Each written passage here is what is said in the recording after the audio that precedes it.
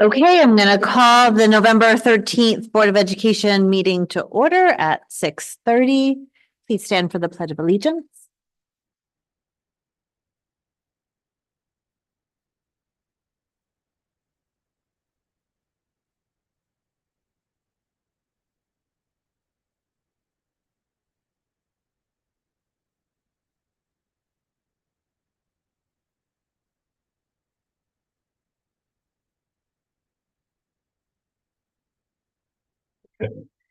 Okay, do we have any public comment? I don't see any in the room. Do I have any online? I don't see any online either. So with that, we will move to Sophie Zakiki. She is going to share with us a presentation regarding the trail improvement that she did for her Eagle Scout project. Hi, Sophie. I think actually, can you guys give Sophie your microphone to use? I think that that's going to put her in a better place. That one works more reliably, Sophie. Just hit the button when you're ready. All right, thank you. First of all, I would just like to thank the Board of Education for supporting my project and having me here tonight to provide an update. Specifically, thank you to Mr. Hopkins for being available repeatedly throughout the progress while I had questions and answering my emails over the summer and providing me the signatures or verifications I needed. And then I was just going to provide a quick update about the work performed and the outcomes of the project and suggestions for the future. And this is my Eagle project by Sophie Zakiki. The overview and the work performed, we went along the trail, the volunteers, trimming branches, adding signage, spreading wood chips, putting up trail markers with arrows. We did clear down trees and branches, and then I created a new map and I added one new sign, bigger sign at the start of the course. The project workday was August 17th, and about 26 volunteers helped from Troop 76, my troop, and Troop 71, my brother's troop, and cross-country team members, friends, and family also helped. And then donations from Home Depot, Stop and Shop, Raina's Pizza, the town, which provided the mulch and the wood chips, and then Richard E. White and Sons for the porta potty. Outcomes, the trail, we cleaned up the trail and it was a better marked trail, which it was also easier for people to follow or people from the community to be able to walk. We had at least 15 PRs on the course this year, although I'm sure that's mostly from the coaching. And we have a new up-to-date map using a GIS software and 4 races on the trail since the work was performed. And then the extra waters we had from the workday was donated to Miss Knowles charity race. And here are some pictures. The picture on the left was me explaining to the people what the work was going to be performed and how they were going to do it. And then the other pictures are just volunteers helping me pick up the mulch, put it into the gator, which then was going to be moved onto the trails. And just a picture of some scouts and their parents helping trim branches and clear sticks. This is a picture of the trail after we added the mulch and cleared the sticks and branches off of the trail. And then the middle picture shows the green blaze on the left and the red blaze on the right.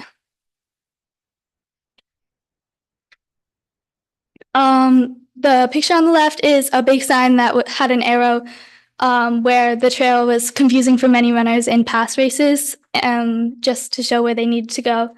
That's an up-close picture of the left arrow that would say on your left when on the course. And then that's another picture of the mulch spread across the trail. This was the new map I created using the GIS software. We collected the data on my phone. We walked the trail, collected the data, and then we used that. We used the ArcGIS Pro software, and I collected the data and converted it into a shapefile, which then I edited to create the map how I wanted it to look like. And then possible next steps. I can make the trail cleanup an annual event for the cross-country team at the beginning of each season, because there's obviously going to be some more sticks down on the trail that we should clear before we have runners running on them. And then monitor the reflectors and replace them when necessary. And then a future Eagle Scout project could be like create a wheel track at Wheeler. And then would the town's GIS group want the digital map project? Would you want me to send it to you guys? Yeah, okay. And that's it. Do you guys have any questions? Sophie, I don't have any questions, but you did a great job. It's really noticeable. The improvements are great. People aren't getting lost like they used to get lost. And the map, I think, is amazing. Great job. Thank you. I'd just like to comment that I have a running club I belong to in Norwich, and a few of the people actually came and did a race on the course that you upgraded, and they had, a lot of great things to say about it. So it's really having a bigger impact even in, the broader community. And if you could please confirm with the Board of Ed that I did not tell you to add about building a new track. No, he did not. It's a great idea, by the way. Any other questions or comments for Sophie? So the only thing I'm curious, so the map in terms of the access for it, well, first off, thank you. I have a son who enjoys running. I'm very excited. He's been wanting to do that and run the cross country track for the high school. And in the past, we just didn't exactly know where. So seeing this map is great to have an idea of exactly how that 5K works out. Is it accessible on our website? Are we planning to have it in a place where it can be accessed by people who are just looking for it? Because I did look for it prior to getting this and was excited when I got this because I was able to see exactly how it went, but couldn't find it in other places. So I would love to see it on our website moving forward, just so that people are able to see it there. Is it just it? I know what GIS is. Do you just have access to that screenshot as a map, or is it something that's a program that people can do like a Strava where they can follow a route, or do you know exactly how that works? I'm sure I could make a route on Strava that people could follow and I could put out, but I also have the map on the start sign of the cross country course, so it's there if you guys want. And then I could also send it to the Board of Ed or whoever if they want to put it on the town website. Great, thank you.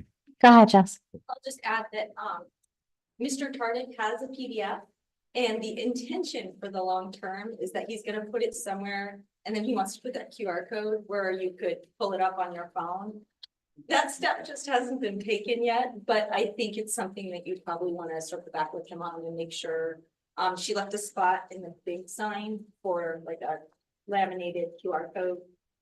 It just probably got lost in the muddle of all the things with West Side Museum. But yes, it should be. Well, and I think the website would be a good place for it, only because like I didn't realize there was a map at the start, but I also didn't know where the start was as somebody coming in without that knowledge. And so it becomes like I knew it was over in the general area by where the bridge is, but that was about all I knew. So knowing that, knowing the map before you show up there and then seeing it there again is kind of also a double nice thing. So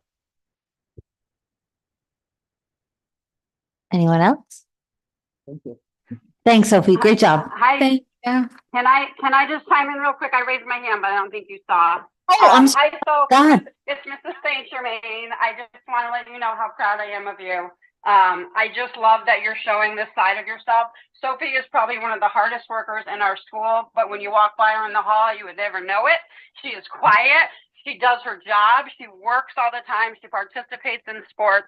The fact that she cares so much about our school community, I want her to know how much I appreciate it. The trail looks beautiful. Her hard work pays off, and I would love to see this be an annual event. I think our cross-country team could probably pull this off, but Sophie has laid that foundation for many years to come. So thank you, Soph. Great job. Thank you. Thank you, Mrs. Saint Germain. Thanks, Sophie. Thank you. Okay, so next up, we have Kim Haggerty. She's going to give us a presentation on instruction and learning. Hey everyone. Long time no see. I feel like I'm at every meeting lately. All right, so you can go to the second slide. Oh, sorry.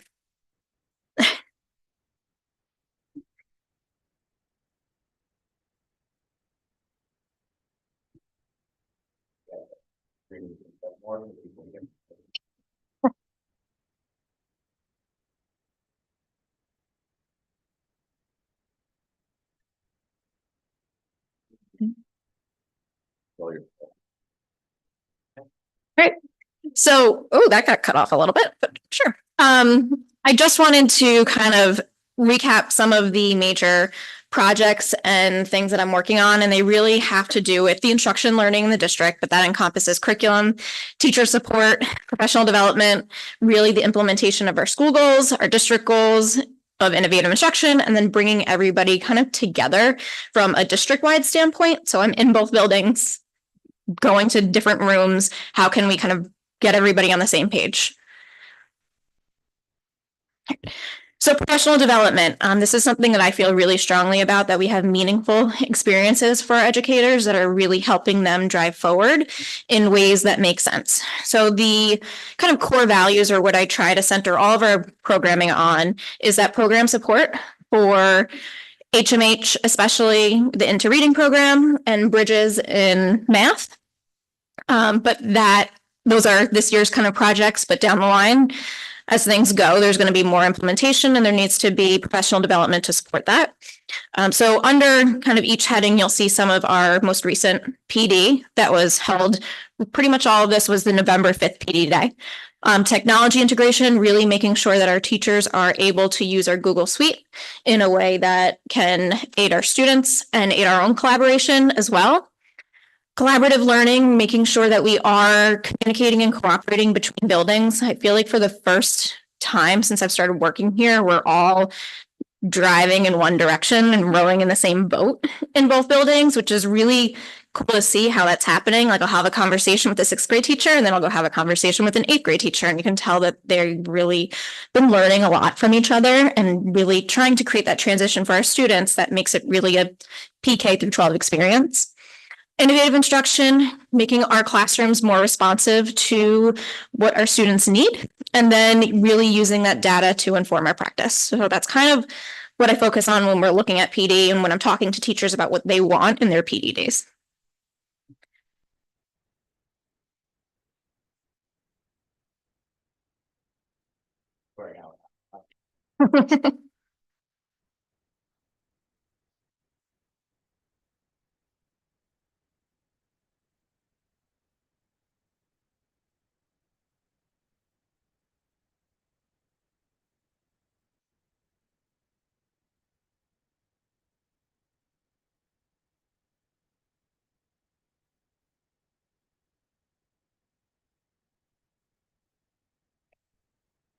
as we've been kind of discussing professional development, we realized there was a need for a specific process for teachers to really apply for professional development, make sure that they know that it's out there and that we are making sure that we're getting the most from our teachers that are going places, that they're bringing that learning back.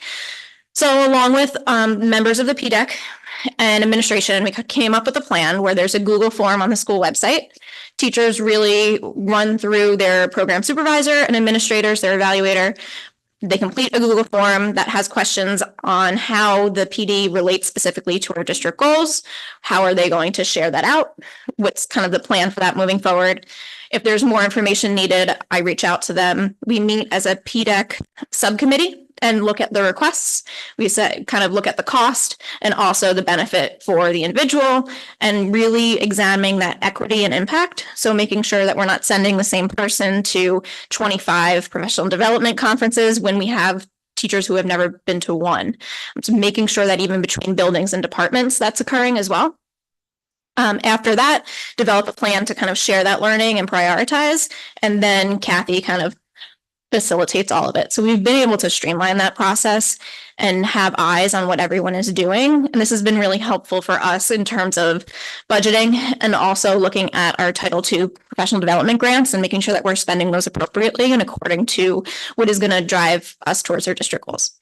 Also, in terms of PD schedule, we have kind of shifted to a model where I kind of work with everybody to create a schedule for what's happening in each building and within special services. And then that is sent out to all of the teachers. So we kind of can see, okay, there's this amount of time in the classroom on this day, or there's this kind of training that's happening for these teachers. How can we best leverage both our in-house experts in things, and how can we make sure that we are really giving our teachers in both buildings an equal experience on these days? Curriculum is the other kind of facet of what I have been working on as well. So we shifted our curriculum cycle even at the elementary school to really be one that's more fluid. So it's based on if there's new standards that come up or if there's a need for a new program. We're looking at that more relatably than putting an arbitrary date and saying, you know, in 2025 science curriculum will be done. So we want to make sure that we are constantly reviewing and implementing. I'm still kind of digging through some documents that need some work and shifting the process of how we complete curriculum a little bit. So it went from teachers just doing it here and there in PE days to me sitting down with them and working with them while they're in the middle of writing so that we can make sure it's kind of right the first time or on track. And then also at the elementary school with the adoption of Bridges in year 2, in HMH in year 2, and all of the professional development we're doing with Hill for Literacy, developing scopes and sequences, aligning our assessments, I really felt strongly that we pause the actual writing that in a document because we are digging in it and pulling out what we are using, what are the real pieces, what is manageable. And there are days and days of PD that are built in as part of that program and part of that work that we do. Bridges, we just started this year. So there was a math needs assessment that was sent out last year to families and to staff, and it really indicated that there needed to be a change in what we're doing in math. And we kind of had the funding and thought it was time. I think the program has been great. It's been really interesting to walk into classrooms and see kids interacting and using manipulatives. Everything has a game involved at some point, and they're able to explain their learning to one another and then to me when I ask them questions. So I think it is really working. It's cumbersome to have a lot of teachers who are implementing 2 new programs at the same time. And Bridges has a lot of hands-on manipulatives that need to be prepped. So things laminated, going through it is kind of where we're at right now, really just trudging through day by day. But again, we've been building in a lot of professional development on that too. So a big piece of what I've been working on is some teacher support. So coaching and conferencing and developing strategies with educators and kind of different groups. Training on our new evaluation system I did to start the entire school year. And then I've also created exemplars at varied grade levels of every single goals document so that they can refer to those as they're writing their goals and see, okay, what is the expectation here? Also with lesson plan templates and things like that. So there's like a step-by-step guide for teachers on every aspect of our new evaluation system. And then there's many teachers who will ask me, hey, can you take a look at this before I submit it or before I meet with my evaluator? I just make sure that it's all good to go. Our new teachers, they need a lot of support, as you can imagine, kind of being freshly out of their graduate experience, undergraduate experience. And we're finding that a lot of the colleges, because there's so much pressure to create a robust experience, aren't really giving students the time in the classroom that they need in order to develop as teachers. So making sure that we are supporting them and helping them learn as they go. And then also checking in, making sure that we're kind of setting the right tone, because the expectation at Wheeler is very different from the expectation of some other places. And having that understanding of this is how we do it here and this is why, and I'm going to walk you through it. So I've been going into co-teach. Again, some of our instructional leaders do the same thing, but we'll kind of touch base with each other. Hey, can you help that one with the math lesson? I'll run in science, and we kind of go from there. So at Wheeler, now I'm kind of getting more school specific, there's been some changes regarding our middle school. So we really thought it was important to create more of a middle school family and experience to facilitate that transition between 6 and 7. So we reimagined what was our SRBI block and to be more of a flex and flexing support. So at this point, our interventionists are the ones providing all of the tier 2 intervention. And that really increases consistency and makes it so that kids can get what they need in a small group and by the teachers who are trained in specifically in even tier 3 and tier 4 supports. Other students have a choice board that I create every 8 weeks, and teachers collaborate and add to it. So there's things on there that are skills practice, executive functioning, SEL activities that they can kind of do independently, while teachers are pulling them to make up assignments or have that time for homework and things like that. There's also in that flex period opportunities for interdisciplinary units. So teachers are collaborating on those. There's one 8th grade's doing right now about holidays, and they're learning about holidays around the world and how people celebrate different events. The 7th grade is wrapping up their one on ancient Greece and about to start one on plants, and creating hands-on experiences during that time. And then every 8 weeks, we meet with each team and we evaluate the data. So we say, okay, this kid is during flex going to our math interventionist. What's the data look like? Do they still need to do that? Or can we pull them for 8 weeks? Or who do we have that needs to go back in? So we're looking at the student level every 8 weeks in our middle school. High school, we're continuing to roll on with our school-wide expectations and implementing those school-wide rubrics that we have that our mid-year and end-of-the-year assessments are on, and working to adjust those rubrics to really facilitate more student reflection and getting students to really authentically buy in and not just kind of saying, well, I mastered this because I did it. So that's kind of, we're telling us how, and that's been interesting lately. I think we're making a lot of positive steps. The elementary school, there's a lot going on. So there's HMH year 2. There's the district-wide literacy team that meets once a month. We have implementation meetings where someone from the Hill for Literacy comes and for 40 minutes meets with each grade level. Most of the time myself, and then all of the time Heidi Messina. And we sit there and we kind of work through, okay, what is she teaching us? What are we going through in the program? And then how can we follow up these teachers in the meantime?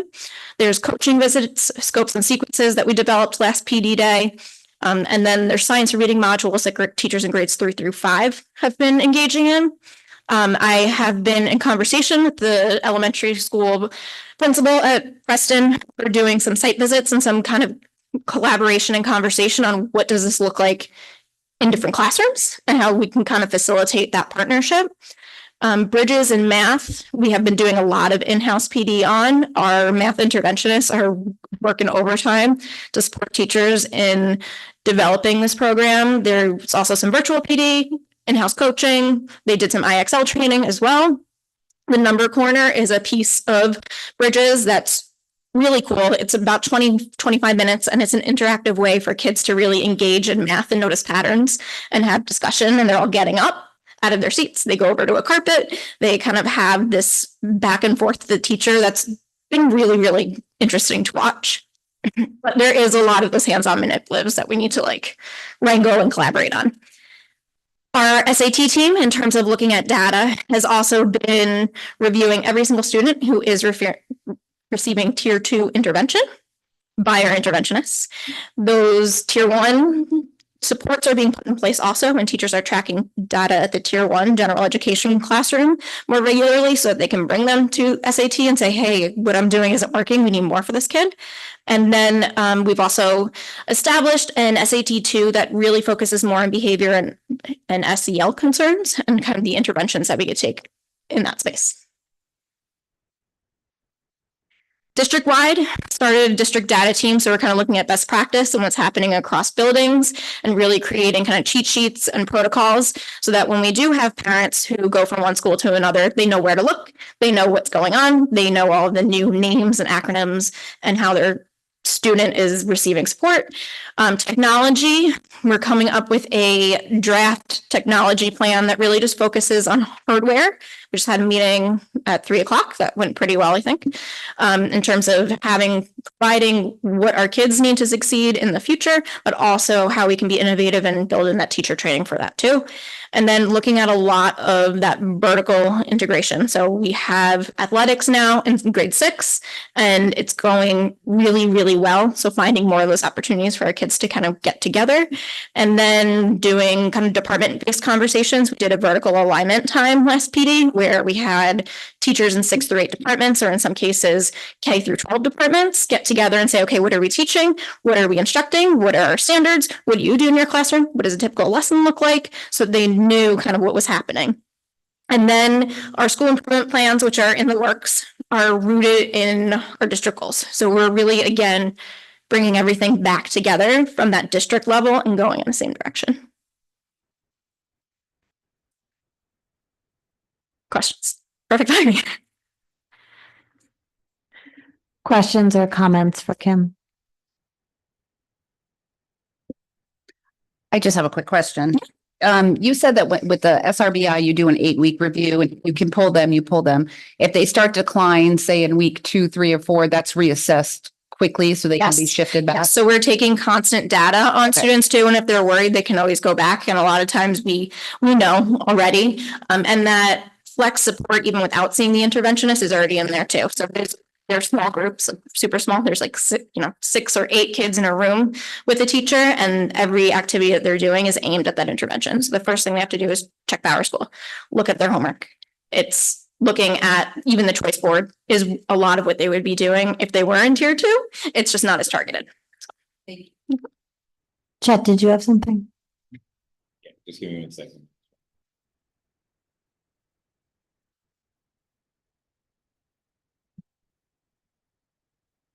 I just had a couple of questions.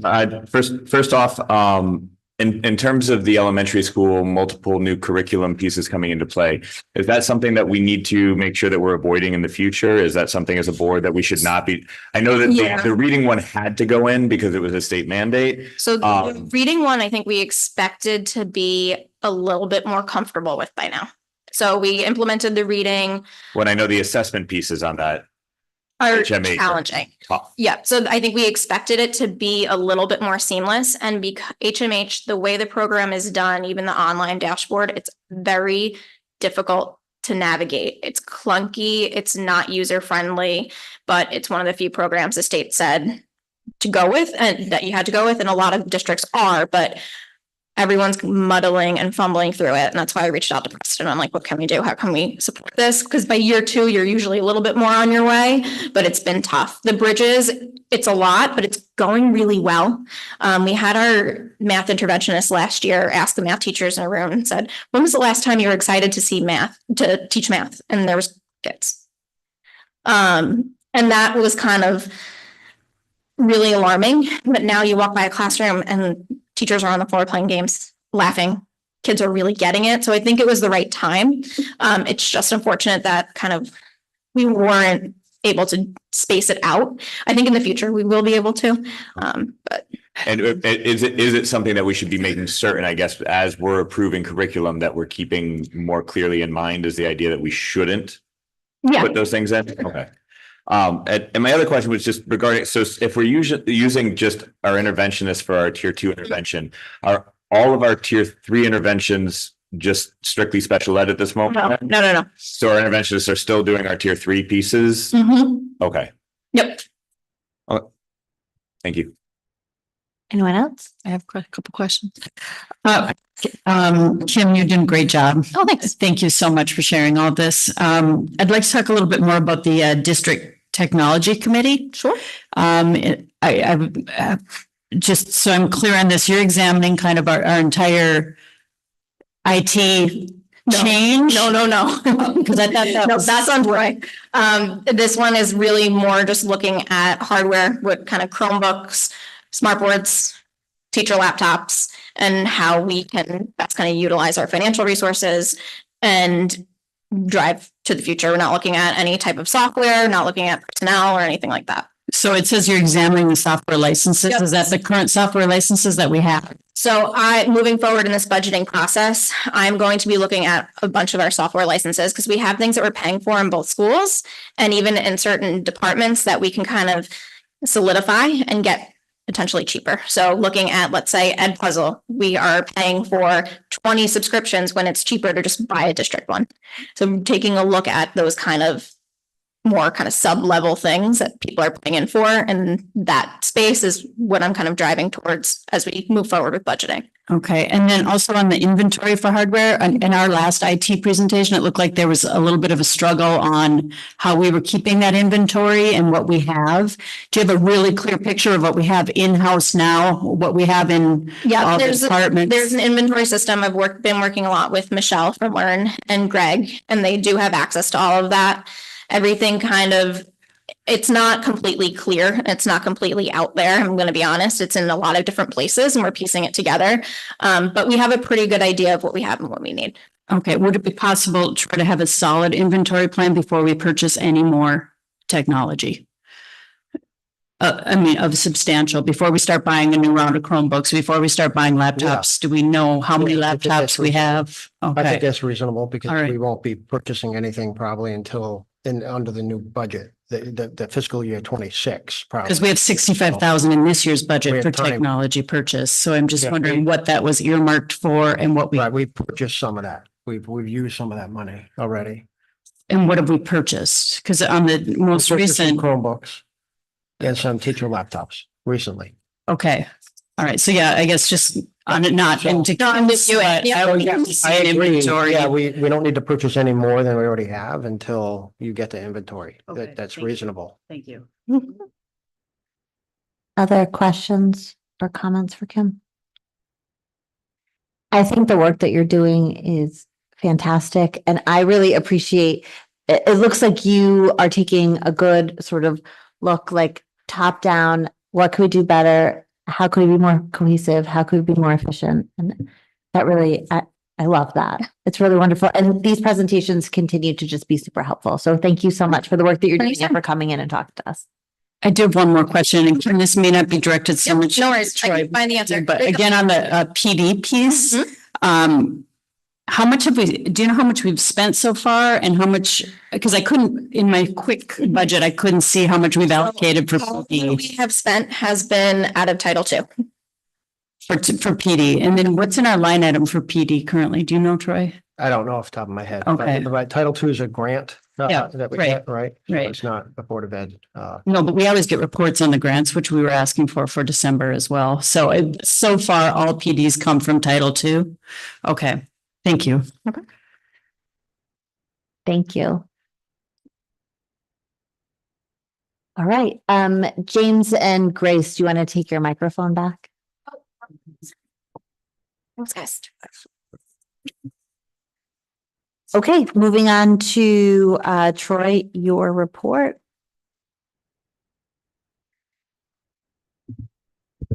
Okay, good evening. I have submitted a report to you in the packet.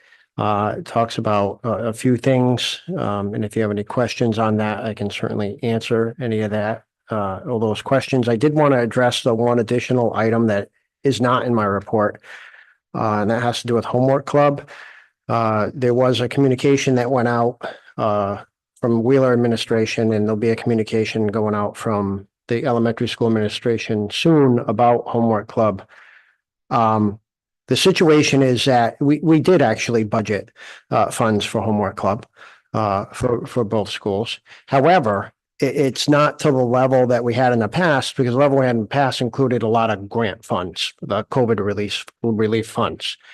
And so we, as you just heard too from Mrs. Haggerty, talking about how we're trying to help kids during the school day and really keeping an eye on their needs, and even with the flex block at Wheeler. So we really believe we don't need the homework club. It became more of a luxury than a need at Wheeler. And that's why that communication went out. We're like, why are we paying for this if we're going to just help the kids during the day? And majority of the kids participating were there because they just wanted to have a place to get the homework done, but they weren't really needing the help. And we do know, we do have a tight budget with, electric bills and repairs and all that. And we're like, why are we continuing to do that when we have this flex block that we're going to help the kids? Now, in terms of the elementary school, we're going to continue the homework club. And Mr. Salino has some dates he's going to put out that the homework club will take place. And that is by invitation. But again, we're helping the kids during the day. So we don't feel like there's as much of a need for homework club anymore. We feel like we're able to meet the kids' needs. However, if the school administration determines that they need more to meet the kids' needs, then we will revisit that. And then I may even come back to the board and say, look, you know what, we need to do this other thing. And we don't have it in the budget. Would you consider helping us out some way? We can brainstorm how that might happen. But right now, we all believe that we're going to be able to meet all the kids' needs in the ways I just described. So I wanted to just mention that part. So I'll take any questions on any part of my report. Actually, can I ask a question about that specifically? Yes. Which I can understand if you are going to build in those supports during the day and we don't have the funding to the levels that we once did, to make that adjustment. How are we going to ensure that growth, that meeting benchmarks, that, students going in and out is being effectively communicated to parents in a way that is understandable, in a way that helps the parents recognize where the growth has occurred, where those deficits occur over those 2, 3, 8-week cycles that we were just told about? Because, I think with this sort of a change, there should be, and I know you've made a point of mentioning this, Stephanie's made a point of mentioning this, that communication is key here. And I think we need to be able to communicate to our families that this change has happened, but this is how we're going to show you it's benefiting your kids. Yeah. Because I think you're right. Had for many years, I think one, change is uncomfortable, right? Yeah. And change when it looks like it's being done for a budgetary purpose, and it has at least the optics of having a negative impact on our students. We need to make sure that we are clearly and effectively communicating how that change is. I totally agree with what you just said. And I think that in hindsight, I think the board should have been informed of the change before we made the change. So you were prepared to handle any inquiries out there. So I totally agree. I have some questions on that as well. So when I'm looking at the September year to dates, we had plenty of money in the homework club line. What happened? Why are we short now? There's $11,000 budgeted. We only spent $34.41 to date as of the end of September. So where are we short? I'm not understanding that. And then when we're looking at the flexing support that Kim was just referring to, that's for tier 2 interventions. So what do you do for the average child that just was using homework club to get their homework done, to getting maybe a question answered or a little extra support that they might not be able to get it from home because maybe they have a working parent? I'm really concerned about cutting something that was in our budget that the town and parents voted for. And when I'm looking at the financials, we're not short there. So I'm concerned. And where else are we cutting programs that we're not aware?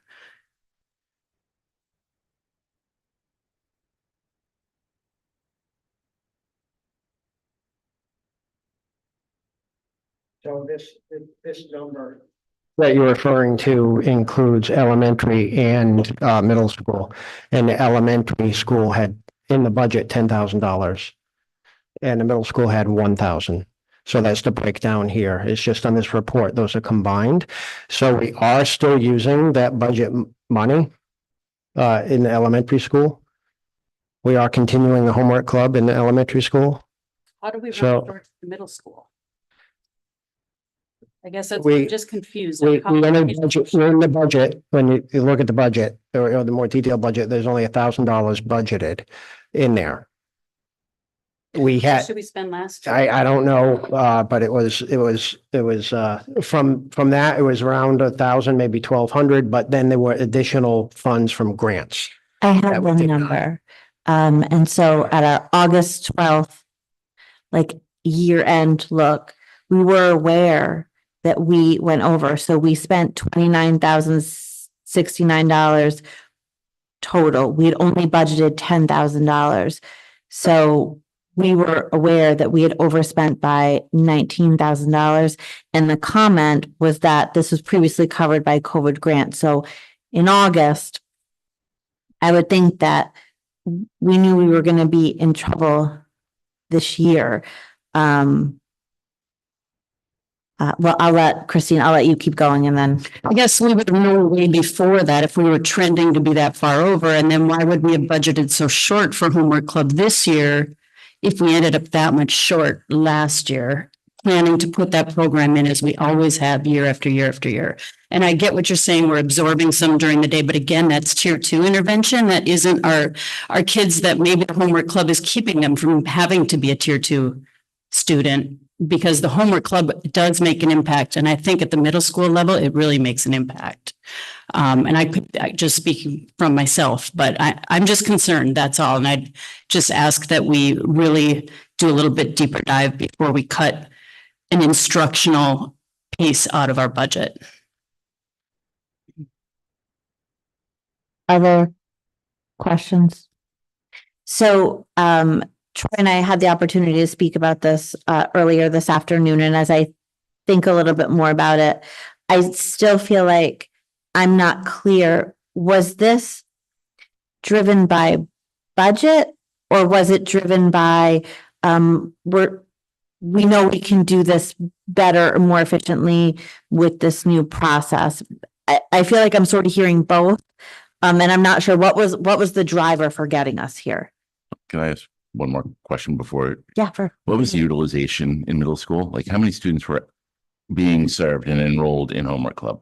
Just out of curiosity. And I mean, you might not know that number off the top of your head, but if it was 2 students, then I get it, Yeah, right? If it was 20 students. I don't know. If one of the administrators is online and knows the answer, maybe they can. So, Jermaine, do you have the answer to that by any chance? Yeah, I do. It fluctuates, Brian. Sometimes it's 15 kids, sometimes it's 5 kids. It's Tuesdays and Thursdays. It's only 2 teachers in my building. It's very different between my building and Rob's. Rob has more teachers and more grade levels running. We run 1 combined middle school homework club. So our funding is much less than Rob's. But it fluctuates. It depends on, kids and their schedule. But it's pretty consistent. We have a crew in advanced math, for example, that like to go to homework club because they want that extra support from their math teacher who's in there. It changes a lot, but I would say on average, probably about 10 kids get like every single time, but we have these influx days where we'll see more. There's a test or something they're preparing for, and we'll see that number go up. Thank you. Thanks, Kristen. I'm sorry, can I just ask a clarifying question? So homework club in the middle school is anybody can go? Okay, Correct. Middle school 7 and 8. Yeah. okay, thank you. And anybody, so it's not invite only, it's, In the elementary school, it is by invite. right, okay, thank you. I have a question too, or comment.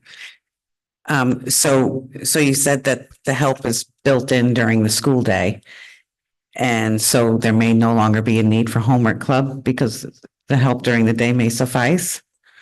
So down the road, if you find that the students need more support, did you say you would reconsider? Yes. Re-implementing the Absolutely. homework club? So Yes. this is kind of we're going to try this, and So I'm just trying to understand. is Lisa's statement True, and that was sort of my question, which was this driven by budget? Or was this driven by, we are already sort of doing it with this new thing? I would say the truth is that it's both. It's really both. We definitely did not budget the amount of money to sustain the homework club at the levels that were taking place in the past. It definitely did not. Why? I don't need this conversation. I don't either. Why was it cut? I'm speculating that much like our energy, our electricity was budgeted incorrectly because the credit was carried over and built in building the budget, that this is another one of those things that we're finding that perhaps it just wasn't that accurate. And I'm worried about, as we move through the year, what else we find. But so just to clarify, you're going to bring back the homework club if there's a demand for it, but what is the demand? The demand is students failing? when I talk to the administrative team and they have teachers talking to them and parents talking to them about, hey, my kid needs more. One of the answers could be homework club. It could be something else, but we want to make sure we're meeting the needs of every kid. And when teachers and parents communicate to their principal and the parents to their teachers, then we'll know. Right now, the administrators are of the opinion that what we're doing is going to meet all kids' needs. So the administrators said they no longer Can need I the jump- homework Can I club. jump in? Yes, Yeah, go ahead. I Kristen. want to clarify. There are some teachers that have taken it on themselves. They're staying with kids to give them that support. They're just doing it. So they're keeping kids. The difference is they're not keeping them through 4 o'clock. They're keeping them through 3 o'clock. And they're putting them on. We worked out a plan with Marianne that the kids who need that support can walk over and get on the elementary bus. So that's how the staff has responded. They're aware they're not getting the paid to do this as an extra thing anymore, but they're still staying and agreeing to stay with kids who need it. So the parent one of the parents who called and expressed concern, that teacher and I met, and she came up with this solution to try to still support this child and is willing to do so. It's just a different format, doing it on her own time. And that young lady will get on the middle school bus, the elementary bus at the 3 o'clock time. Hold on. So I'm going to ask a question here because I live in a world where there was an expectation that we had dedicated days at the very minimum, 2 or 3 a Yeah, week. and they do, but this goes beyond their contracted hours too. So yes, they do that, but to give these kids more time, because that bus doesn't leave until after 3, it gives them more time to stay with kids. But more importantly, a ride home for those kids, because that's another piece of this. Right. The late bus is a piece of this. So if we don't have, you know what I mean? If that bus doesn't run, we want to make sure those kids who stay can get home. So are we not running a late bus anymore? no, Rob's running it on the days that he's running the club, and we're just going to coordinate our detentions now. We'll coordinate with Rob's running of the homework club so that we have transportation for kids who need it. So we've all kind of worked those logistics of this out. But yeah, so that's kind of how teachers are stepping up to still provide that support as much as possible.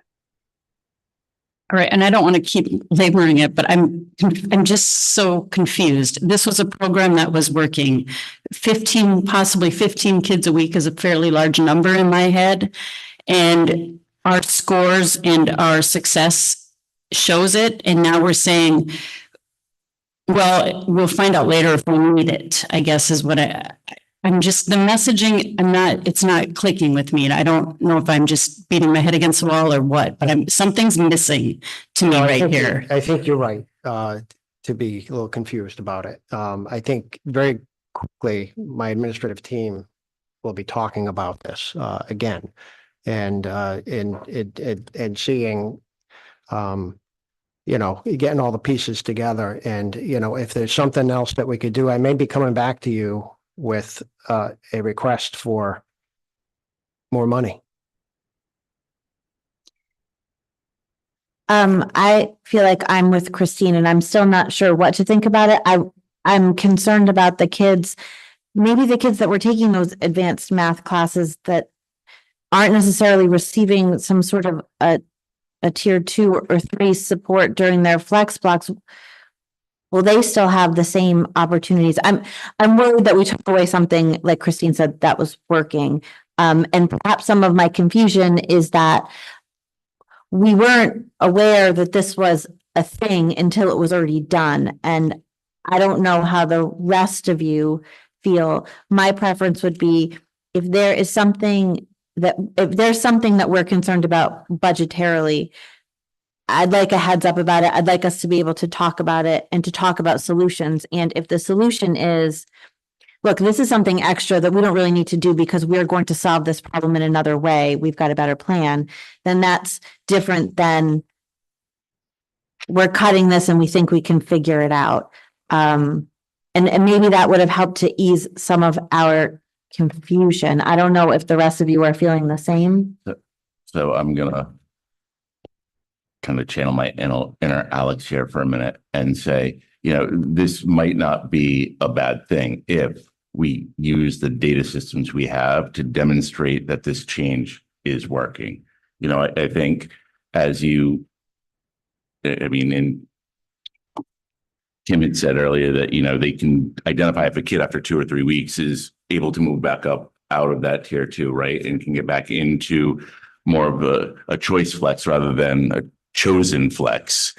I think if we could see how, the students are performing, because I'm sure you have between IXL and other sort of measures, a way to demonstrate that students are not being negatively impacted, to demonstrate that this is not having a deleterious effect on our students. I think that would ease some of our trepidations.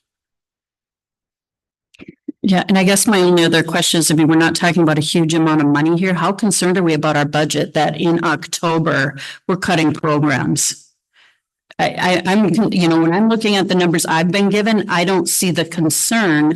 We also we're not filling an IT director to the tune of 80 plus in savings right now. What's going on that we're all of a sudden looking at an $11,000 line item and getting concerned about it? That, to me, it's the bigger picture, the unknowns to me, that is starting to scare me a little bit in November.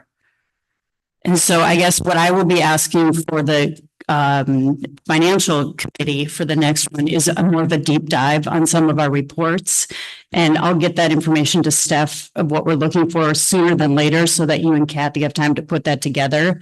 But I'm going to need the 15-page report, not the 3-page report, and grant reports and some other things, because something's amiss and I feel like we're not getting the right information. So on December 11th, we'll have a finance committee meeting at 5:30 prior to the board meeting, which is 6:30. And we had already determined that Kathy would have 2 monthly reports for you, and I'm sure we can make it more detailed to your satisfaction. And I think at that point, probably everybody will understand the budget even further, where we are with it. First off, I would agree that I think that part of the problem that the board is having is the fact that it's an after the fact sort of, like, I have to be honest, like, I saw the email that went out that said, due to budget cuts, this is being cut. And that was frustrating to me as a board member, in that I knew that this was something that had been budgeted for. Why are parents being told that due to budget cuts, this is happening? Because that falls on us. Like, that's our responsibility, is creating the budget. And so, like, the idea that we're putting that forward, that was kind of a rough move. Secondarily on that, I would just add, like, is most of the money that we're spending in this process on the teachers who are staying, or is it on the transportation?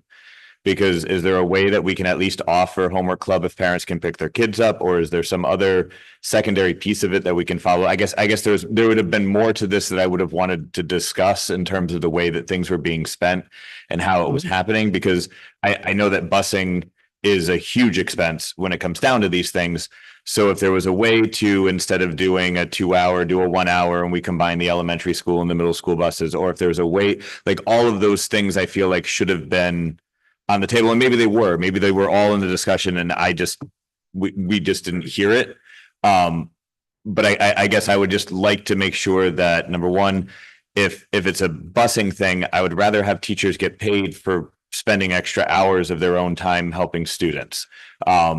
If that's the piece of it, I think those teachers need to be paid, and the busing comes away, and we fill that piece in, because I just feel like there's different pieces of this that could have been shuffled perhaps, and I would be curious if that would be possible moving forward. So. Oh, sorry.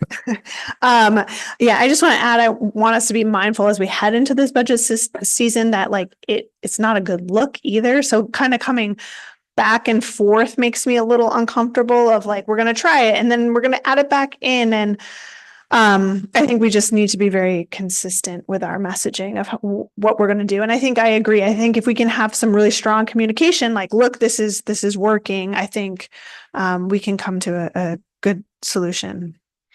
My last concern is Kristen was talking about a specific case where a parent was worried. She worked with the teacher. Now the teacher is going to be able to stay. And that's so great. And kudos to that teacher and all the other teachers that are finding a way to still offer these services to students. I'm worried about the teacher who maybe can't volunteer their time and what happens to that student. So great that it works when it works, but if it doesn't work, where does that student go? And is it a fair burden to put on our staff that like they have to do that in order to provide support to their students? I'm worried about that. And of equal importance in that vein is also you are pitting teachers against each other within the contract, right? Because they're now working beyond, as Kristen pointed out, their contracted hours. So now you have someone who's willing to stay, someone who's not, because contractually they're not obligated. And that can create some problems for that teacher who's following the contract. So I think that in and of itself, I mean, to Chet's point, if we can find a way to compensate teachers for their time or whatever the case might be, that'd be great. But I think also to Jamie's point earlier, when she said this isn't a good look going into this, upcoming budget season, I think back to when we had probably just an honest mistake where we had over budgeted and kind of overestimated 150,000, and we were told to cut 80, and then we cut another 80 after the 150 was given back. We might have a different look here and a different conversation if we had just said, look, this was an honest mistake. It was not nefarious. It was, really just bad accounting, and we still could have kept the 80 in, but through some effort of will here, we decided to make an effort of good faith to drop another 80 from the budget, which that could have been used to offset some of these costs as well. So I think, in some ways, as a board, we have to look at it and go, we kind of shot ourselves in the foot here in that regard when we said, you know what, in an effort of goodwill or to try to save face, we're going to cut another 80 out of this budget as well. So I think there's that to be said as well. So I think I don't get me wrong, we shouldn't be talking about a budget cut that we had budgeted in right now, but at the same time, we're looking at something that might have been prevented if we just said, look, this was an honest mistake by someone who did some bad math or looked at the contract incorrectly.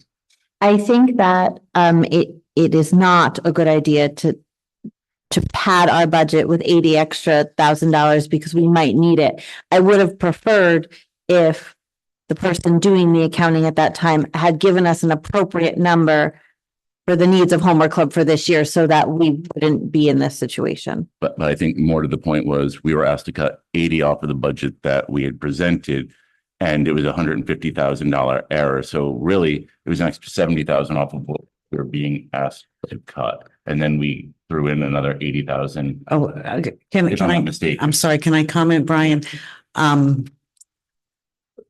The shortfall was 160,000, right? Or the mistake. Okay, but you got to understand the Board of Finance that we had presented to, we told them that we could run with this number. Right. And when that mistake happened, we were only going to cut 80, but we're like, hey, we can't keep the other 80. We told them that we could run this budget and have all of our needs met with this number. And that's why we didn't do that. And I don't think we shot ourselves in the foot there. We created a better relationship with the Board of Finance and the public. I absolutely agree with Lisa. I think if we had kept that 80,000 in there, we would have looked like we were padding the budget. And we did find the mistake and we corrected it. And yes, we're in this position now where we have to find ways to make the budget work. wish we didn't but have I- that. I wish we didn't have that. The mistake happened, we owned it, but I think we made a better relationship with the Board of Ed and the Board of Finance by doing it that way. Why don't I meet with my administrative team, talk about this further, and may come to you in December with an update and possibly an ask. I think it would be wise, maybe let's agenda it for December and you can come back to us with whatever it is, whether that be an ask or further explanation.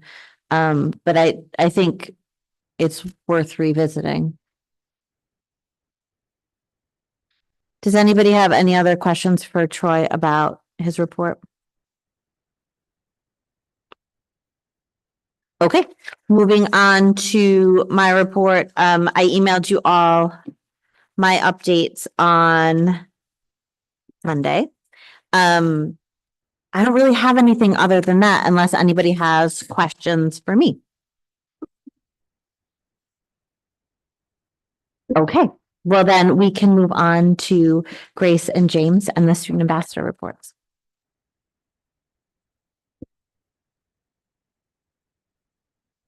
Okay, so I think we're sticking with our whole like assessing each district goal kind of feel that we did last time. So for District 1, the district goal 1, sense of belonging. So we had parent teacher conferences, which were super successful with lots of parents in and out of the school that night. The same night they had the Voluntown Preston parents come in to hear about Wheeler as a school of choice, and students potential students also got a tour of the facility from students at Wheeler. They gave a big presentation about like why Wheeler should be a top choice for Voluntown and Preston kids, because I know that the high schoolers go to Preston and Voluntown to talk to the kids, but this was more for like the parents, and then the students got a tour. There was also information about the pathway presentation for parents to learn more about the internship programs, because it's just the pathway programs are really just growing like immensely. Besides that, we had the high school girls volleyball team lost to Laurelton Hall in quarterfinals. Middle school girls soccer made it to the championships. They lost to St. James, but I mean, I think that's the farthest they probably ever made it. And then the high school boys lost to Lyman in the first round. I mean, they all had great performances overall, though. The mentor program kicked off. The next step for us is going into clubs and matching kids up with their mentors. So the high schoolers met with the guidance counselors about matching each middle schooler to their high school student, but now it's actually like putting it into action and like becoming active with it. And then District 2 innovation. So the high school life skills and chemistry classes came together and did a lot of baking as like a student mentorship. So I know they made pizza, I believe, like last week. And then the middle school interdisciplinary work they shuffled kids into units about like working together and becoming more of like a team and a family, like Miss Haggerty said, just trying to get them to work better together. So they put they put kids into like more random groups to try to get them to go outside their shell and get more comfortable with each other. And then District 3. So for District 3, efficient processes, Preston Voluntown application processes are underway, along with tech and magnet school application processes, which have just begun recently. The new app that's in process called BOE Arrow is being used by all the class advisors, the athletic director, Miss Macca, school counselors, main offices, and is soon to be used by all classroom teachers. The app is in trial and it's going to be for the middle school and high school only.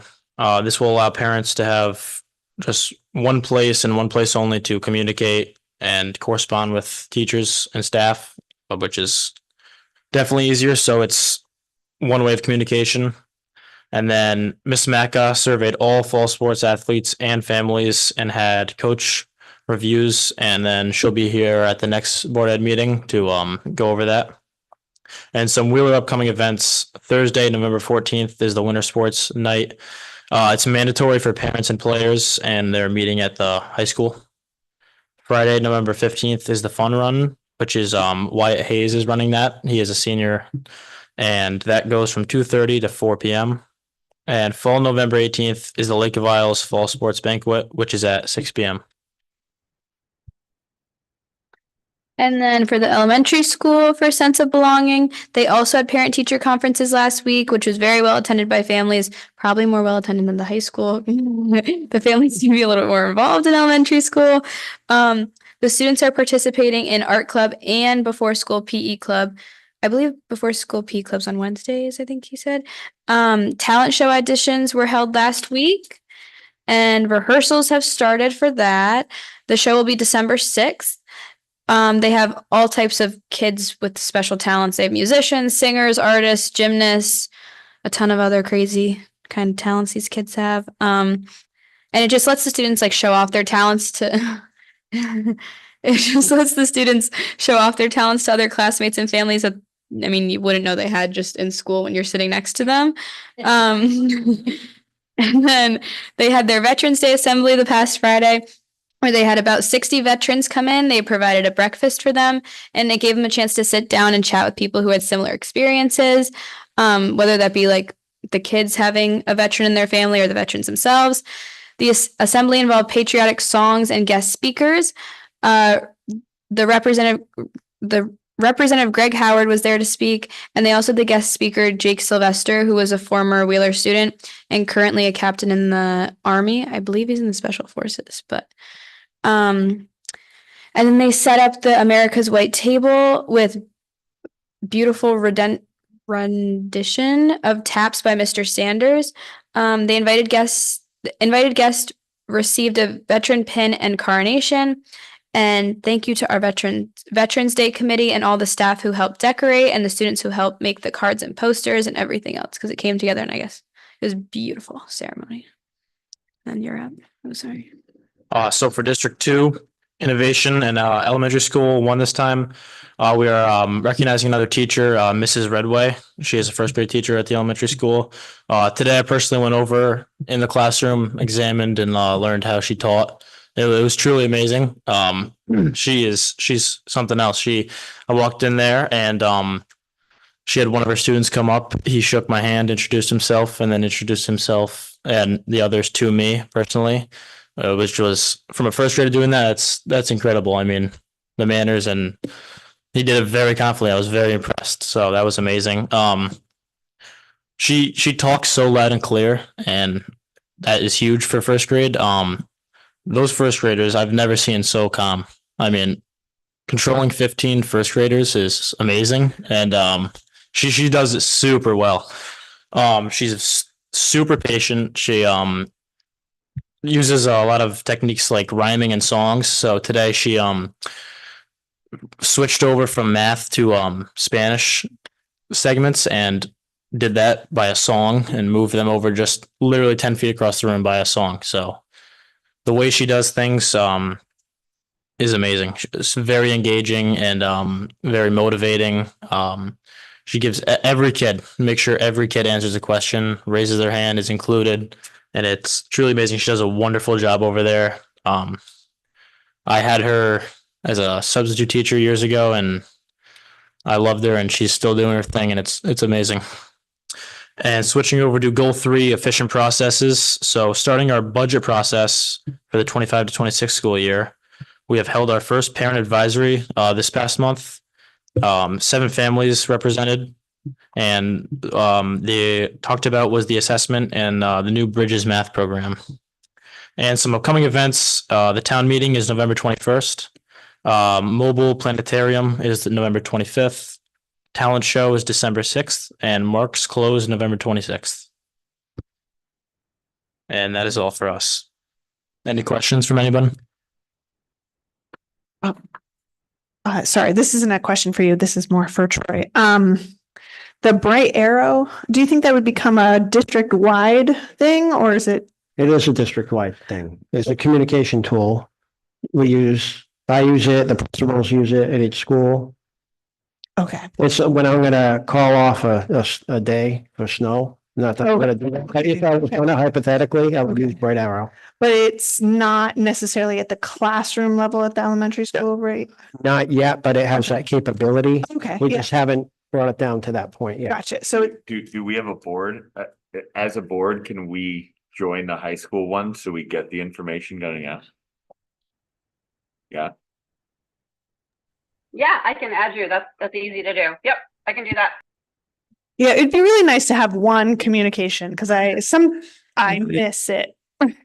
They're from Classroom Dojo with this and all the apps. So, because I know we have at least two, so Remind and Classroom Dojo, and anyway, it'd just be nice to have one. In a situation. Any other questions or comments for our student ambassadors?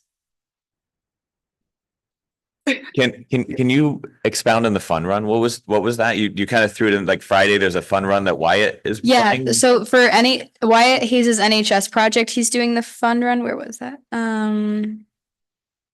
So it's from 2:30 to 4:30. So I believe it's like you make a certain donation and you see how many laps you can run or walk within the time being. So it's like as a group, at first I think it was mostly a run, but I think they realized that people can't run for an hour and a half, probably. Most people can't run for an hour and a half. So it's more of like a walk thing now. But yeah, it's his NHS project. He's super into like track and running and all that kind of stuff. Like It's raising money for what? for the indoor track team, I believe, and then part of it goes to indoor track team, and part of it goes back to NHS to help with other projects and stuff like that going on. Awesome. I Cool. believe. Thank you. Yeah. Mhm. Thank you both very much. I really do like your new format. Thank you. Okay, well then we can move on to old business, which is our calendar, and we talked about adjusting it on our sheet that we can turn in for regular meetings to accommodate the budget timeline. So Troy and I have looked at it, and I've looked at other calendars, and I have some suggestions for solving this issue. So if you look at the 25-26 capital budget timeline, I'm suggesting that we make Wednesday, March 12th, a regular Board of Education meeting from 5:30 to 6:30 prior to the Board of Ed presenting to the Board of Finance. 5:30 to 6:30 specifically, or you just say 5:30? Doesn't the Board of Finance start at 7? I'm sorry, let's make it 5:30 to 7. Yes, that's what I meant. I meant the start of their meeting. Just say 5:30 on the calendar. You totally can, just for our planning. Yeah, for our planning, we have to stop.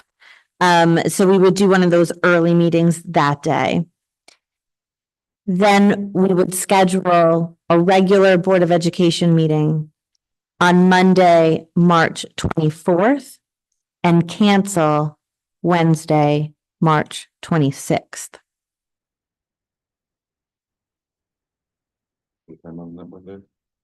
I think we can just do regular Board of Ed time. We could do 6:30. It just allows us a real actual meeting in March.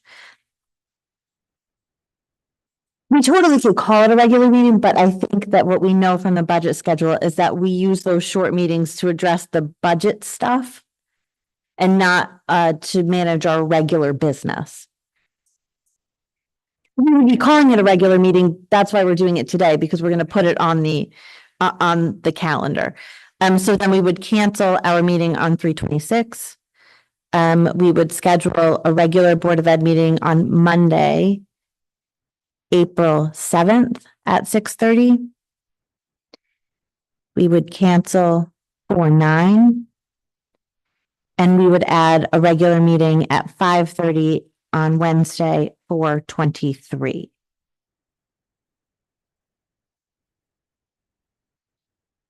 Does that work with everybody's life schedule? We would be adding 2 Monday meetings. Yes, I can. So if we make these changes now, we can amend our regular meeting schedule that we have to turn into the clerk by December 8th. So does someone want to make a motion to amend our 2025? I make a motion to amend our 2025 regular Board of Ed meeting schedule as previously stated by the chair. I second that. Any further discussion? All those in favor? Aye. Opposed? Abstain? Perfect. So Jamie, you and I will have to sign this form after Irma officially revises it. Okay, thank you. So now we are moving on to our vacancy conversation. So obviously we have a vacancy with Alex leaving. I forwarded you all an email from the RTC chair. I will read it for you. Dear Chairwoman Mastriani, on behalf of the North Stonington Republican Town Committee, I am formally writing to endorse Patrick Austin for the current vacancy on the Board of Education. We believe that Patrick's experience and commitment to our community make him an ideal candidate for this important role. We are confident that Patrick will bring fresh ideas and a balanced perspective to the board, and we urge you to consider his candidacy seriously. His leadership qualities and dedication to our children's education will greatly benefit our community. Thank you for your attention to this important matter. We look forward to your favorable consideration of Patrick Austin's application. Sincerely, Brett Mastriani, Chairman of the North Stonington Republican Town Committee. So, Patrick's here tonight. Hi, thank you for coming. This position that is slated to be filled is filled until November of 2025, which is our next regular town election. Does anyone want to make a motion? I'll make a motion to fill the vacancy with Patrick Austin. I'll second it. Any discussion? Okay, all those in favor? Aye. Opposed, abstain, wonderful. Patrick, welcome to the Board of Education. So Patrick is going to be sworn in somewhere between now and our December meeting, and then he'll be seated at that meeting. So thank you. Wonderful. So initially I had Just really quick, Irma, I'm sure you're already aware, but if you can order him a new board member packet from CABE, that'd be perfect. Yeah, and Pat, I'll be in touch with you about some training stuff. Order one for Brian too. Just kidding. I'm just kidding. Yeah. So my intention tonight was also to fill the vice chair position and our two, we have a vacancy on the Capital Committee and on the Learn Board. Today I did have a request and some conversation with some board members that thought that we should wait until Patrick is seated at the next meeting. So we have a full board in order to have that conversation, and I'm happy to do that. There was another suggestion that perhaps we have a conversation about what we're looking for in the vice chair. It's sort of a philosophical, what do we want as a board? I would love to take a moment to do that. So does anyone want to talk about what they're sort of looking at in terms of what feels like the right fit for a vice chair? I can start if nobody has thoughts.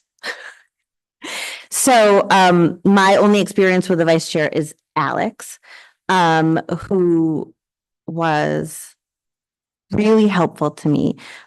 He was not only knowledgeable and supportive, and I knew I could count on him if I couldn't be here or needed to run something by him. But what I appreciated about Alex is that he had a voice. He had a point of view. And I also found him to be a bit of a joiner. I actually think Jamie brought it up when you were talking about when he was leaving, that Alex had a real ability to sort of do this, like, but it's okay, we're a board and we're working together and it's okay to disagree. And so for me, those are the qualities that I am looking for when I think about who I'd like a vice chair to be. And so in the December meeting, I am going to be nominating Lisa for that role because I think that Lisa really embodies all of those things and will be an amazing vice chair. So that's my thought about what a vice chair feels like. Anybody else want to talk about what they're looking for? I guess the only thing I would like us to consider is what our vision is moving forward. I know when I was the vice chair, it was a really good training place for me to move into the chair position when that arose, when that came up as an opportunity. When we had the switchover, when Steph came on board, there wasn't much of a transition discussion between any of the board members openly. We didn't talk about what does the next step look like when somebody steps down. Lisa, I don't know if you're at all interested in that as your next step or how long you plan on being on the board, but it is a really good place to see what goes on, be part of some of those conversations. To, if you have any interest in continuing that work in the board longer than, you know, for a few more terms, that kind of a thing. I just think sometimes if we consider it as a place to learn more, to move kind of throughout, it is a nice place to start. Would just be my thought. And I have no idea, Lisa, what your long-term plans are or anything like that. And we are voting in another vice chair next November, so it's not that big of a deal, but I just do think that that can be a really good spot to learn a lot if you're interested in continuing down that level, down that road. Other thoughts or comments? All right, well then, next meeting, is that the 13th of December? Patrick will be seated and we can officially do that. And because we are seating a new board member, we can hold off on the capital committee and the learn board because maybe our new member will want to do those things and jump right in with both feet. Yeah, welcome to the Board of Ed.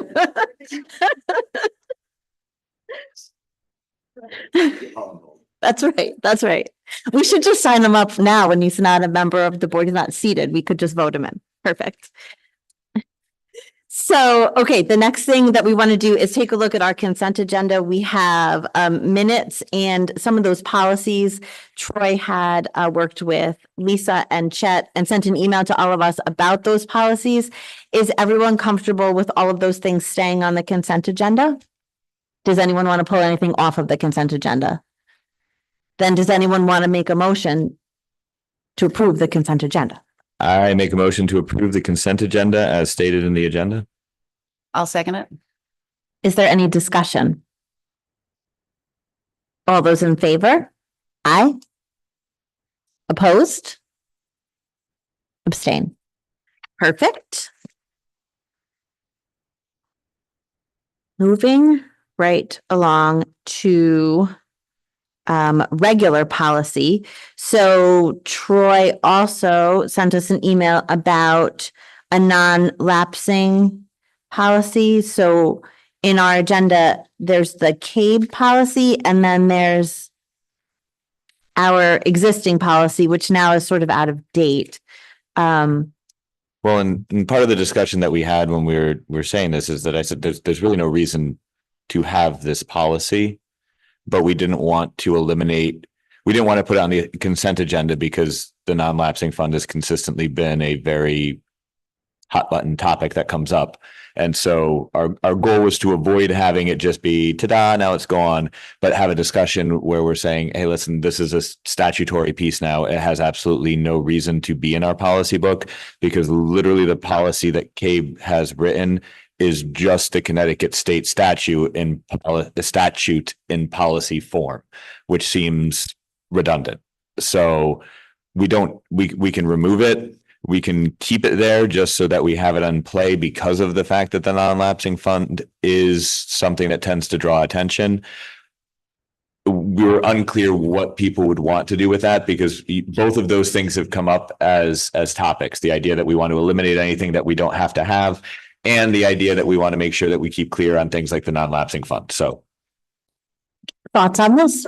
I think this is one of those ones where, yeah, you're right. You could cut it out because we don't necessarily need it because it's statute. However, this is one of those ones that I would be more inclined to keep in, even though it might be redundant because it is nothing more than a restating of the statute as a way of just kind of keeping that as guardrails for future discussions. If people kind of forget that it is statutorily protected.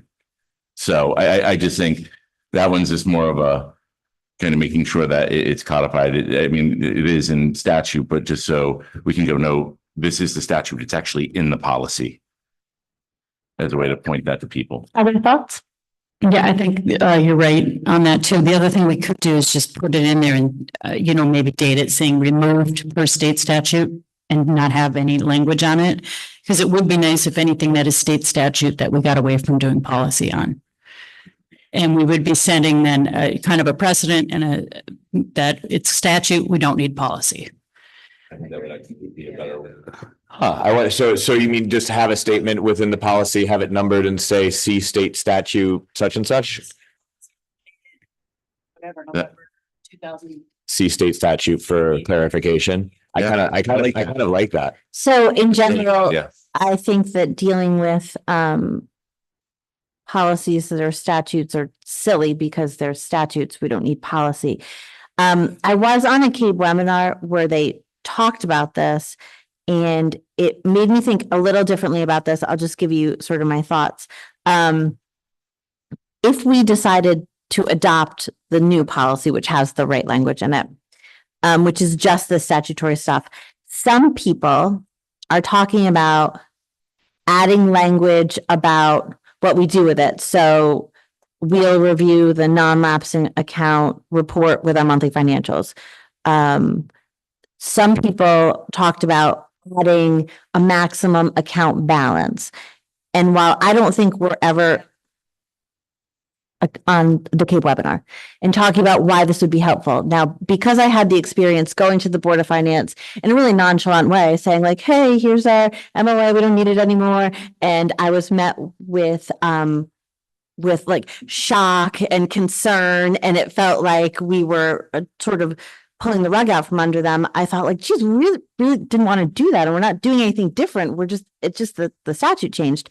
And so I wondered if this was an opportunity for us to say, hey, look, this is not just a statute, but it's still in our policy and it's business as usual for us. And in terms of the maximum account balance, people were talking about that as an opportunity to say to their constituents, we're not looking to squirrel away millions of dollars in this account. Like we're actively using it. Like this account isn't going to grow to $2 million. And if it did, then we would be looking at not adding to it until we spent it down a little. So that's just some of the thoughts that I had based on that experience with the Board of Finance, but also in that webinar about what some other people are thinking about the new non-lapsing stuff. So, but I'm happy to do whatever the board wants to do. And we don't have to decide today either. I just make a motion that we remove the policy and just put language around it that we've removed it per state statute.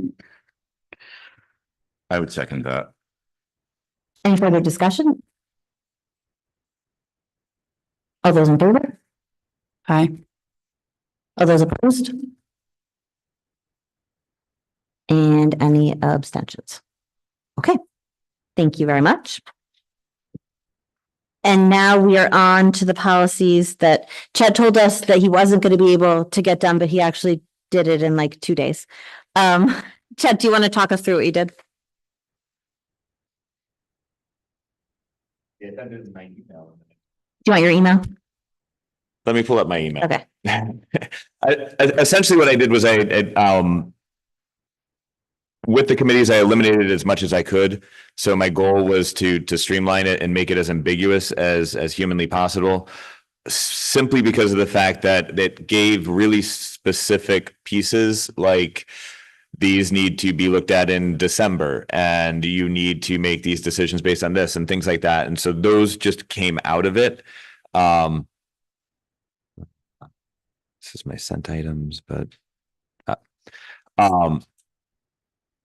so no specific committees are named in the way that the new one is written. All the committee meetings are just stated as public meetings. It had a whole bunch of language that was like, there's certain ways that you can appeal to have your committee meetings not included as public meetings under this situation or that situation. All of our committee, like I think as a board pride ourselves on being as transparent as humanly possible. And therefore I saw no reason to include those pieces, because all they are workarounds so that we can have a meeting that's not a public meeting. I think our non-public meetings should stay with negotiations and personnel issues or things where we need executive sessions and not be committee meetings at all. So if we're having a committee meeting, I figured it's a public meeting. I feel like that's what we do in practice, so it didn't feel wrong to take that away. I also rewrote it so that ad hoc committees just simply state that they follow all of the rules of standing committees, as opposed to restating all of the rules of standing committees once again, because again, the redundancy just seemed pointless. And then took away the date requirements. So that was essentially what happened with it. I put both policies in as I wrote it up, stating that it was a combination of those two, but really we can rename it as a singular policy if we want. Or CABE does actually double up policy numbers at times when they combine policies as well. So we can do that as a bylaw and just have it as a combined bylaw. Honestly, we have a lot of leeway with bylaws because they're essentially just our statement to the public that this is how we're running our things. And all we need to make sure is that we fall within the law, which there's very few laws that actually apply to our bylaws. So I think your changes were perfect. And reading through, did anyone have questions specifically? Was there anything that people were concerned about? It seemed pretty cut and dry, which is also why I was able to just sort of shoot it out. Like there wasn't things where I had to dither over the language. So I know that this is a bit labor intensive for you, but I have to say that process with you saying like, here's the original, here's what I think we could do, was really helpful. yay, I like being helpful. Is there, if we make the motion to change it today, it can't really be changed till December, is that right? So because of the fact that we bumped this meeting back a week, we're actually 4 weeks out, I believe, from the last time that we discussed this, which means that we're okay. We're Because clear. it's not a month, right? It doesn't have to be a full month. It just has to be 4 weeks. And I believe it's been 4 weeks. When was our last meeting? The 23rd? 30th. So no, it's not. Just kidding. Okay. So we vote on them. I thought we had it, but no. It would have to be in December. But I'm not hearing that anybody wants any changes made. So we could vote them in as they stand in December. We could put them on a consent agenda. If Perfect. everyone's okay with it. Okay. Thank you for all your work on that. Just one quick question. Is it going to be under a single listing number, or are you going to do it with the split number to kind of, so future boards, if they ever look at it, realize that this is a combination of the two? So CABE only has it written as one. Yep. At the moment, so it doesn't have to be written as two. What it was that we had it written as two for God knows why at this point, right? So if you look at the core policy manual that CABE has in their bylaws, they only have a singular policy that refers to committees, which means there's no need, because they don't separate out their ad hocs from their standing committees. They had it as a combined policy. So if we state it as a combined policy, when you search for it on CABE, you're going to get the equivalent policy. We can do it as one. It seems to make more sense. We're eliminating one, so we don't have to pretend like, then it maybe looks like. It would only be if what we were doing was CABE typically had two bylaws, or other places had two bylaws, and we were being odd by only having one. But in this case, we're the odd ones by having two. So. Great. Okay. Last on our real agenda is Board of Ed comments for future agenda items. Okay. I don't have a comment about a future agenda item, but I do have a question for Troy. Is that okay? Go for it. The lights on the elementary school. I know that we've talked a lot about budget, but every single exterior light goes on at 10 a.m. and doesn't go off. Yeah, it's in process. Randy has the software, Okay. and he's working with the company on, he's getting an error right now Okay, with the software, so he's working with the company to resolve that. So, but it's being worked on. okay. Thank you. Anyone else? Okay, any public comments? I don't hear any. Do I hear a motion to do something? Motion to adjourn? That's the motion I was looking for Second. a second. All those in favor? Aye. Okay, meeting adjourned.